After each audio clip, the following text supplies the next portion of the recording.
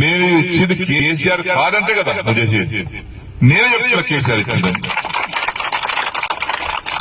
జరిగింది అని గంట పద చెప్తున్నాను.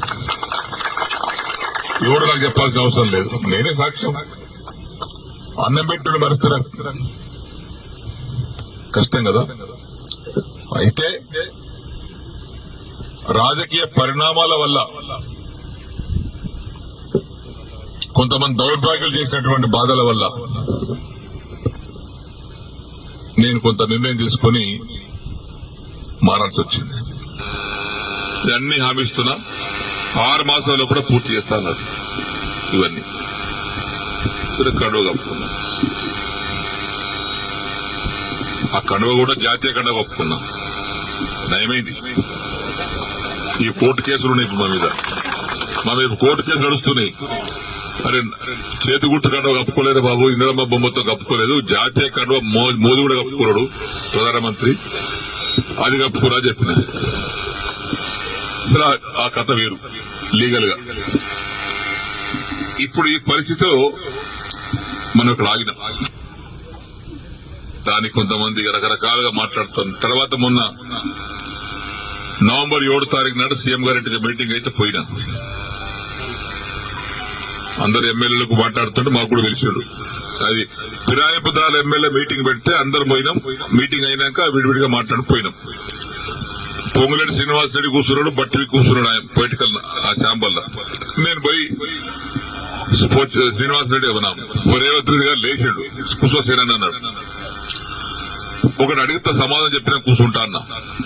ఏందన్నాడు, నేను నీకు 21 జూన్ నాడు నాకు కండువ కప్పిన రోజు నాకేమైనా పైసలు ఇచ్చినావా, నన్ను ఏమైనా కొన్నావా,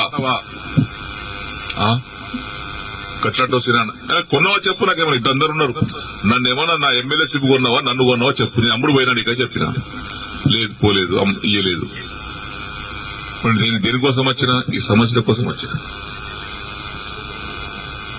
ఏమైనా అయిందా, ఏం కాలేదా, ఏమైంది, 100 కోట్లు ఎస్డీఎఫ్ ఉంటే 30 కోట్లు ఇచ్చారు.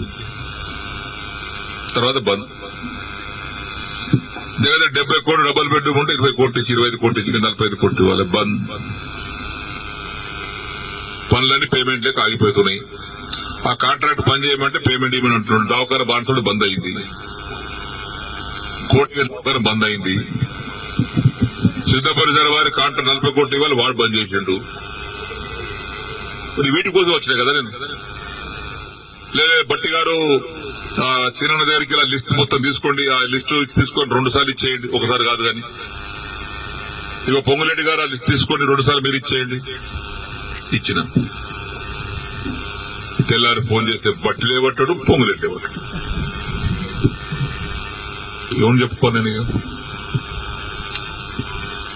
మళ్ళీ అసెంబ్లీ జరుగుతుంది. జనవరి 4 తారీఖు నాడు ఆ ఛాంబర్ తీసుకుపోయి లోపల తీసుకుపోయి, మీరు చెప్పారు కానీ బట్టి ఇవ్వలేదు, పొంగులేటి ఇవ్వలేదు, నాకు రూపాయి ఇవ్వలేదు. రూపాయి ఇవ్వలేదా? ఇవ్వలేదు. వేం నరేందర్ రెడ్డి గారు బయట పిలిచాడు. వేమన్నా శ్రీనాన్న బాధపడుతున్నాడు, అది ఇంకా పేమెంట్ కాలేదట, నువ్వన్నా మార్చిలో కూడా 3 విడతలు ఇప్పి. సరే సరే ఆయన తీసుకుని ఆయన వెళ్ళిపోయాడు. తెల్లారు వేం నరేందర్ ఫోన్ చేస్తే ఆయన లేపడు. 50 సార్లు చేసిన, ఒకసారి కాదు 50 సార్లు లేపడు. మళ్ళా మొన్న మార్చిల అసెంబ్లీలో జరుగుతుంటే మళ్ళా పోయారు ఛాంబర్. మన అసెంబ్లీలో కూర్చున్న సీటు డబల్ ఉంటుంది. ఆయన చెప్పిన ఏది కాలేదండి.